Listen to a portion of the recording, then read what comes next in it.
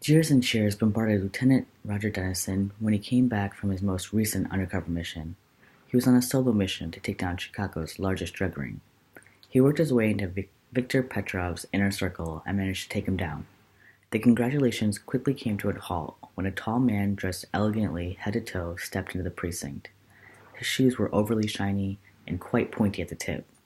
His suit was a deep black with crimson lapels, accessorized with a velvet ascot.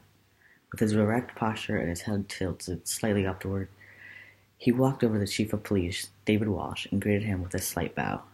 He then made his way to Denison. "Lieutenant Denison, I hear you single-handedly took down Petrov. I applaud you, sir," he said with a serpent-like smile. His lips curled farther up his face than Denison felt comfortable with. "I would like you to join my meeting with Chief Walsh. I think you're a perfect man for what I have in mind." Denison followed this man and the chief into the office to have a chat. He brought a recording device with him, one that he would use during his undercover stings.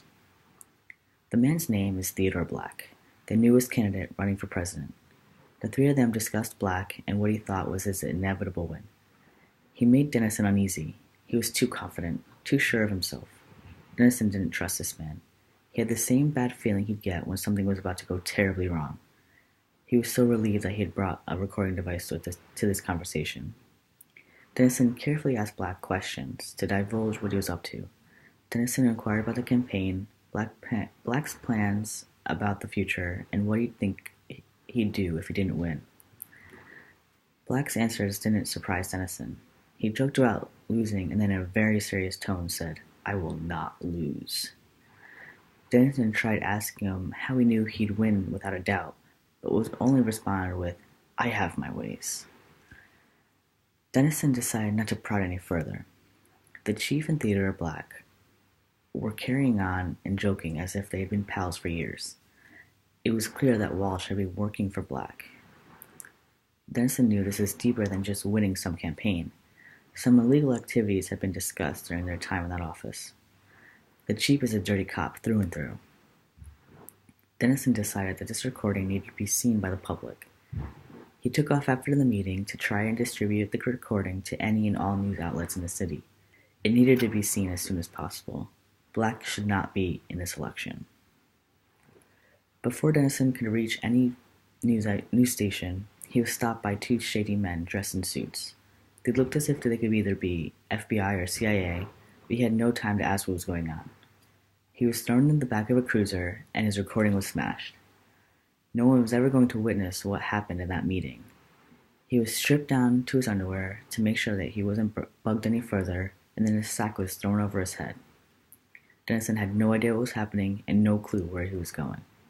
All he knew was that Black was somehow involved. When the sack was finally lifted off his head, he was blinded by the sun. It took a few seconds for his eyes to adjust, but it was soon revealed that he was in front of a prison. He was going to be silenced but not killed. The prison system was demolished after Theodore Black won his election. As soon as he won, he started dismantling everything that America stood for. The Constitution was burned, and the title of president replaced with prime minister. The United States was reborn as Americorp, and Black was at its helm as CEO of an entire country turned corporation. The rich were the only beneficiaries of Prime Minister Black's new reign. 7 of the old United States' major cities became the Silver Cities. They housed the country's richest and boldest people. They all lived in the lap of luxury for sure. Those not fortunate enough to live in the Silver Cities were forced into the slums. Rodger Denison, forced out of prison, had been living in a crumbling high-rise in old Chicago for about 10 years. Prime Minister Black's new reign is in full effect. Denison spent most of his days outside of prison trying to keep peace in the slums. Whether he held a title or not, he's a police officer at heart. Much to his dismay, the police were a thing of the past. Those that remained in the forest were turned into guardsmen, or glorified security guards, as Denison liked to call them. Their only purpose is to keep those that are not part of the country's elite out. The only way in or out of the city was with a ticket. These golden tickets were extremely hard to get, even for those that lived in the Silver Cities. Only the most important and richest of all could afford to buy these extremely rare tickets. Those that lived in the city didn't pay much mind to traveling, though. They were encased in a giant dome that regulated the temperature so that it was always perfect. These cities were paradise on earth. The slums, however, were forgotten about. The citizens lost all funding for new roads and new buildings. Whatever was left standing after the takeover had to be maintained by the occupants. With little supplies, the slums weren't well maintained at all. It was night and day to compare the silver cities to the slums. It was utopia versus dystopia through and through.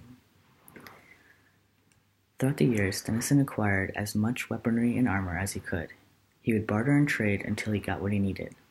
It took the full 10 years, but he was well equipped with full body armor for a team of 5, semi-automatics, C4, an armored truck, and a fully set up base of operations in an abandoned office building. He also gathered a team who he trained to be expert stealth fighters. It may have taken 10 years to perfect, but Denison was now ready to lead his team on their assault. He knew that the Prime Minister spent most of the year in one of the Silver Cities, Washington, D.C., but every 6 months he would take a trip around the country to make sure his utopias were within his perfect vision of society.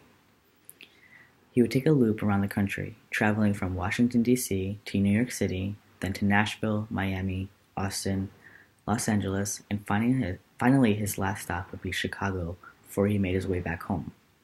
The Prime Minister would spend a total of 2 weeks in each city before moving on to the next. He was currently on his way to Los Angeles, which gave Denison and his team ample time to prepare their assault. Denison led his team to the main road where they managed to find a traveler with an entry ticket. They fought off the traveler's guardsman and stole the entry ticket from him.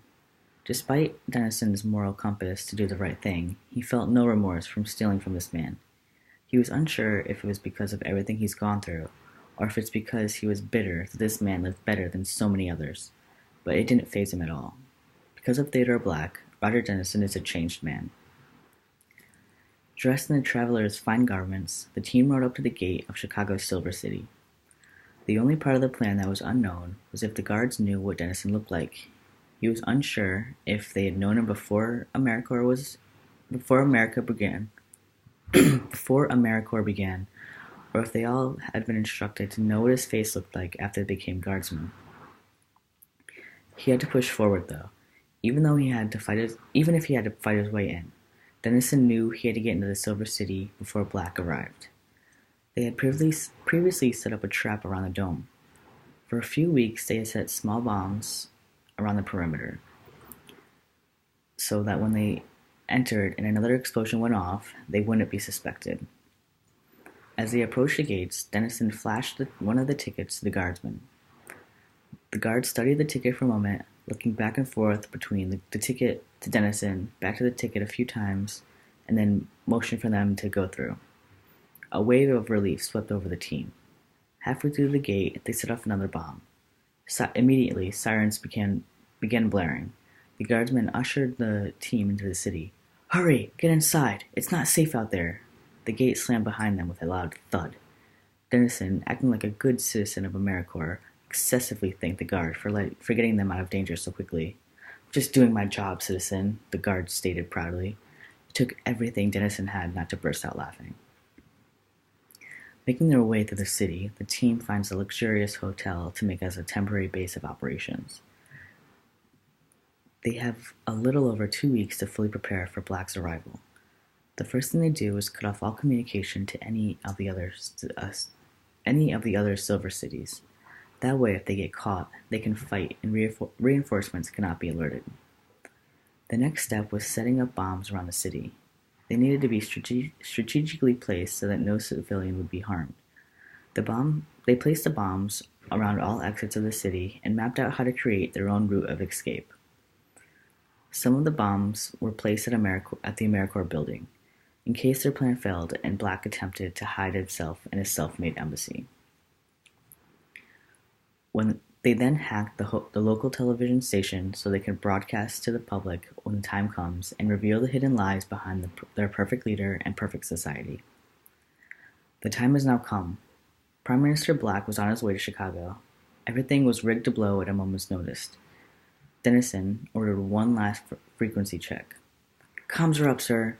The bugs are all responding. Everything's falling into place, exclaimed one of his teammates. Wait, sir. We have an unresponsive bomb. It's offline. A bomb that doesn't respond to their frequency is a huge liability. It could go off at any time if it reads other frequencies or if it's just malfunctioning. If it goes off before the proper time, the whole plan is ruined. Denison decides to go out and find the unresponsive bomb himself. He arms himself and orders his team to stay behind and continue the comms check. He went to each and every explosive until he found the one that was offline. He needed to get it up and running again, but he also needed to be careful not to set it off. Sweat was pouring down his face as he was running out of time. He knew he could get caught in a moment's notice. Click! Ding! Finally, it was up and running again. He placed it back just in time as a guard rounded the corner and walked past him. On his way back to his crew, he spotted him. The Prime Minister was in the city. He was yelling at the former Chief of Police, David Walsh, because of the communication issue within and outside of the city. Denison had found his opening.